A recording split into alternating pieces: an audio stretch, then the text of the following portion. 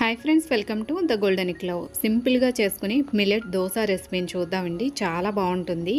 నేనైతే ఇక్కడ వరిగెలతో దోశను చేస్తున్నాను. నేను తీసుకున్న కప్పు మెజర్మెంట్లో అయితే చెప్తున్నానండి. మీరు ఏ కప్పు కొలతకైనా ఇదే క్వాంటిటీలో తీసుకోండి.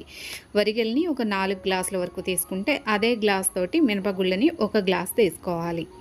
మనము మిల్లెట్స్తో దోశ చేసేటప్పుడు టేస్ట్ అస్సలు బాగోదు అనుకుంటాం కదా, చాలా బాగా వస్తుందండి. ఇప్పుడు ఇందులోకి ఒక అర టీ స్పూన్ వరకు మెంతులు కూడా వేసుకొని శుభ్రంగా వీటిని కడిగేసుకోవాలి. మిల్లెట్స్ని ఎప్పుడు కూడా 3-4 సార్లు శుభ్రంగా కడుక్కుంటే ఆ మట్టి అంతా పోయి నీట్గా తెల్లగా నీళ్ళు వచ్చేంత వరకు కూడా కడుక్కుంటే బాగుంటుంది.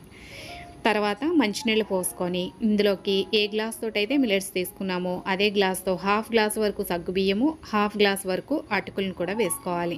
ఒకవేళ మీకు సగ్గుబియ్యం ఎక్కువ అవుతాయి అనుకుంటే కనుక కొంచెం తగ్గించైనా కూడా వేసుకోవచ్చు. వీటన్నిటిని కూడా ఒక 6 గంటల పాటు నాననివ్వాలి. 6 గంటల తర్వాత వీటన్నిటిని మిక్సీ జార్లో వేసుకొని కొన్ని వాటర్ ఆల్రెడీ మనం మంచినీళ్ళు పోసుకొని నానబెట్టుకుంటాం కదా, ఆ వాటర్నే పోసుకోవాలి. వాటర్ని పోసుకొని బాగా మెత్తగా మిక్సీ పట్టుకోవాలి. ఇలా మిక్సీ పట్టుకున్న పిండిని మిక్సింగ్ బౌల్లోకి వేసుకొని ఒకసారి బాగా చెయ్యి పెట్టి పిండిని కలుపుకోవాలి. చెయ్యి పెట్టి పిండి కలపడం వల్ల పిండి బాగా పొంగుతుంది.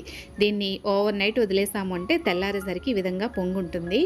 ఇప్పుడు ఇందులోకి రుచికి సరిపడా ఉప్పు కూడా వేసుకొని ఒకసారి పిండి మొత్తాన్ని బాగా కలుపుకొని మనకి నచ్చిన దోశలు అయితే వేసుకోవచ్చండి. ఈ దోశలు నేను ఎన్ని రకాలుగా వేసాను, ఎలా వేసాను అనేది ఫుల్ వ్లాగ్లో ఉంది. ఒకవేళ మీకు కావాలి అనుకుంటే కనుక వీడియో పైన ప్లే బటన్ ఉంది కదా, దాన్ని క్లిక్ చేయండి. డీటెయిల్డ్గా మీకు అందులో దీంతో పాటు చేసిన చట్నీతో పాటు మార్నింగ్ బ్లాగ్ కూడా ఉంటుంది. మీకు నచ్చితే కనుక ఛానల్ సబ్స్క్రైబ్ చేసుకోండి. వారానికి 2 రోజులు వీడియో ఉంటుంది మన ఛానల్లో. వీడియో నచ్చితే లైక్ చేయడం మాత్రం మర్చిపోకండి. Thanks for watching.